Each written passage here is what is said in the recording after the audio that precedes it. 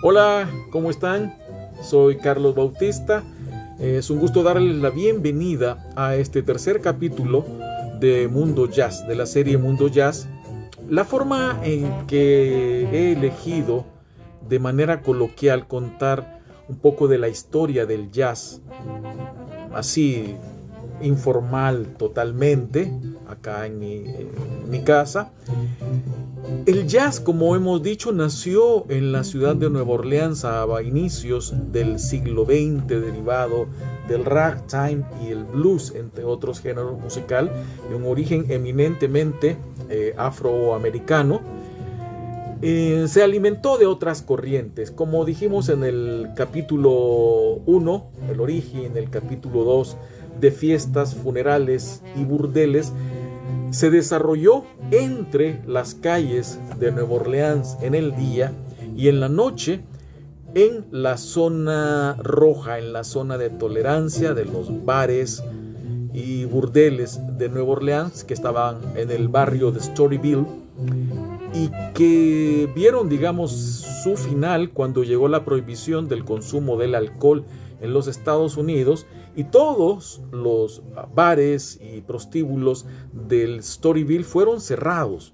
Había que moralizar no solo a Estados Unidos, sino especialmente la ciudad del pecado, que era Nueva Orleans, y algo de racismo, por supuesto, había, porque el jazz debía ser borrado, esa música pecaminosa, pero no contaban con la astucia de la mafia, que en Nueva York y en Chicago sobre todo hicieron reinar el alcohol por sobre la prohibición, y hacia allá emigraron muchos de los grandes músicos de jazz de Nueva Orleans hacia esas fuentes de trabajo. Pero antes de continuar quiero mostrarles una belleza.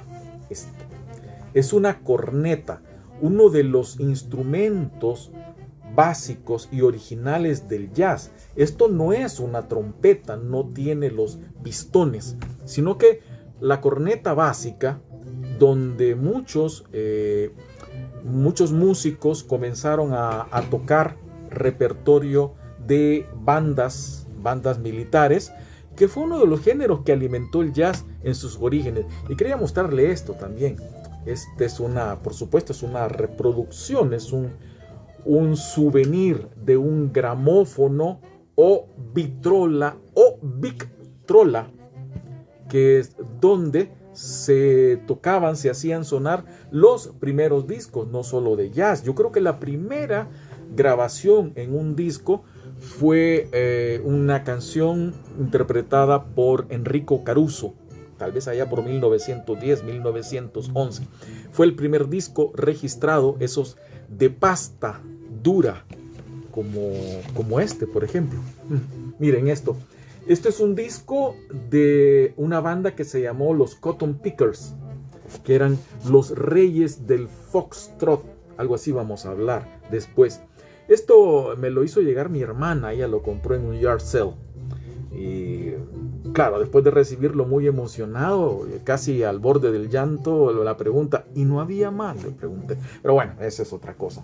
Bien, hablábamos de que los principales músicos de jazz de Nueva Orleans emigraron hacia Chicago, New York, porque ahí eran necesarios. Ahí había una gran actividad nocturna en los clubs nocturnos, que ya eran mucho más bonitos que los de Storyville, donde las parejas bailaban, se sentaban en unas mesas muy elegantes, y también había teatros de vaudeville, que era donde se interpretaban números musicales, humorísticos, y donde había coros y grupos de baile de muchachas que popularizaron dos géneros bailables, se puede decir, dos inventos, dos danzas, el foxtrot y el charleston, a partir del jazz y el Dixieland. O sea que charleston y foxtrot no son géneros musicales, sino bailables. Pero bueno, ¿quiénes fueron esos músicos que emigraron hacia Chicago, de Nueva Orleans? Bueno, en primer lugar, uno de los más importantes, Jelly Roll Morton, un pianista de origen criollo, de ascendencia francesa, que pertenecía a la pequeña burguesía de Nueva Orleans, pero fue uno de los primeros compositores de música para piano en jazz, y que fue quien resolvió el rol de un solista y la forma de integrar ese solista dentro de una banda que en la mayor parte del tiempo improvisaba. Entonces Jelly Roll encontró el equilibrio entre el solista y el grupo, como esto que estamos escuchando. Y también fue el primero en realizar grabaciones para piano, como esto que tenemos acá, el King Porter Stomp. Claro, las buenas grabaciones como esta fueron ya realizadas allá por 1926, pero los temas son anteriores. Entonces, Jelly Roll aportó los primeros solos, o la forma de encarar los solos dentro del jazz. ¿Y quién más? Bueno, Sidney Bechet, un clarinetista que fue un niño prodigio en las bandas callejeras de Nueva Orleans, y que fue uno de los primeros que se trasladó hacia Chicago. Ahí tuvo mucho éxito. Uno de sus grandes éxitos fue esto que estamos escuchando, Mozart Ramble. Algo así, lo tradujeron en español como Rata Paseandera, y aparentemente era dedicado a una muchacha muy bonita y prostituta, ¿no? Él, Sidney Bechet, después de tocar, de tener mucho éxito en Chicago, se trasladó a Europa, viajó a Europa y allá tuvo pero mucho éxito, fue una sensación. Y él llamó la atención del director de orquesta Ernest Ansermet, estamos hablando de Londres, quien en un artículo publicado en una revista afirmó: Sidney Bechet es un genio. Se cree que esta fue la primera crítica periodística sobre un músico de jazz. Tal la importancia de Sidney Bechet. ¿Quién más? Bueno, Kid Ory, el trombonista Kid Ory, creador de una banda de lo que se llamó criolla, ¿no? Una banda de jazz, por supuesto. Él era un trombonista que, más que ser un gran músico, más que una gran habilidad, no tenía mucha habilidad para improvisar, pero sí tenía mucha capacidad de liderazgo, un don de liderazgo nato, y que lo llevó a formar muy buenas bandas, muy buenas orquestas. Fue conocido también como el rey del tailgate, que es precisamente un estilo como lo que estamos escuchando. La forma de conducir a través del trombón con ataques, con un fraseo rápido, fluido, repleto de glissandos, que esos glissandos son adornos, pero que le permitían intervenir a los demás miembros de la banda. Con eso él les daba entrada, y que después fue un recurso muy usado. Entonces Kid Ory fue muy importante y tuvo mucho éxito en Chicago. Quiero decirles que esto que se llama este capítulo, Chicago, New York, realmente se va a dividir en dos, porque el tema es largo. Así que este de ahora es Chicago. ¿Quién más se fue hacia Chicago? King Oliver, cornetista y trompetista muy importante en la primera etapa del jazz en Nueva Orleans y en la primera en Chicago.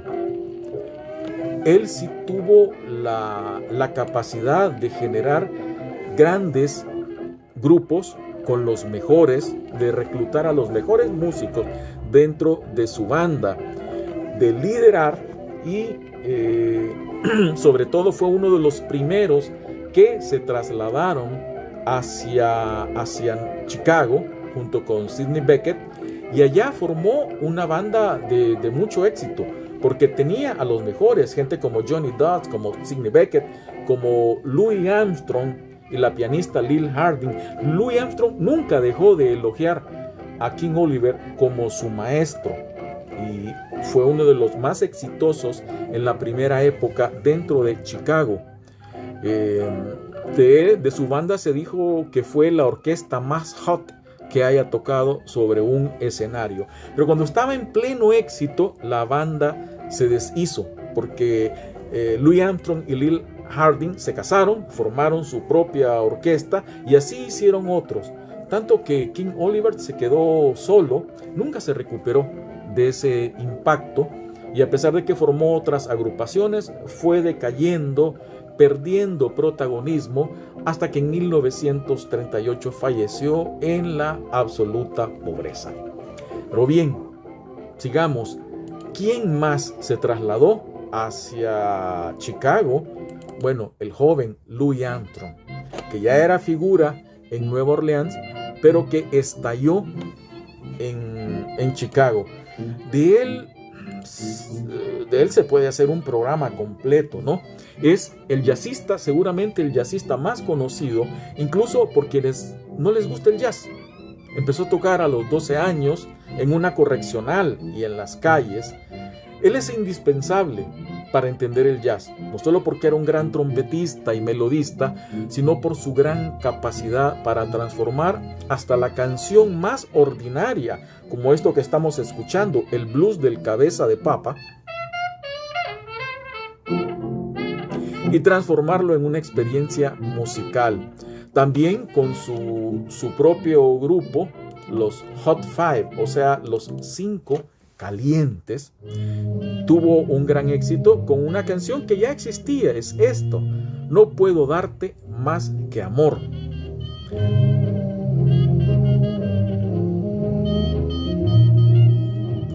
Fue un éxito en los clubs nocturnos, bailable, porque tenían pista de baile, y ahí comenzó a hacer su fortuna Louis Armstrong. Ya los músicos de jazz ya tenían dinero, ya conducían autos como este, por ejemplo, ¿no? Ya no eran pobres. Y Louis Armstrong no solo tuvo este gran éxito. Louis Armstrong, acá lo tenemos, Satchmo, él en 1928 con sus Hot Five grabó lo que fue el mayor éxito en ventas dentro del jazz y de cualquier género musical en esa época, un blues, el blues St. James Infirmary, que a la vez es la canción más antigua grabada por el jazz. El título proviene del St. James Hospital de Londres, un centro religioso que fue célebre durante el siglo XVI por albergar a leprosos. En 1532, Enrique VIII lo cerró para construir ahí el Palacio de St. James. Pero la canción no murió, pasó de boca en boca y llegó hasta el folclore norteamericano, donde en 1906 reapareció como la historia de un soldado que se gastó todo su dinero en licor y prostitutas y murió en ese hospital. Pero la canción, la versión que Louis Armstrong grabó en 1928, hablaba, o más bien era el relato de un hombre que en un bar contaba cómo, después del regresar de la guerra, buscó a su novia que se había dedicado a la prostitución y la encontró en el hospital de St. James, pero que llegó tarde y ya había fallecido. Louis Armstrong tuvo un éxito enorme con esta canción. Su forma de tocar la trompeta, su forma de cantar y tocar y contar una historia fueron impactantes. Sobre Louis Armstrong vamos a hablar más en la siguiente etapa, sobre Louis Armstrong y cómo el jazz también hizo escuela en New York. Ahora se nos acabó el tiempo, los dejo los dejo picados con esta historia.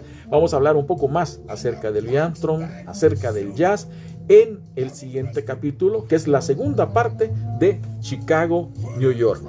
Hasta entonces, soy Carlos Bautista. Gracias por su compañía.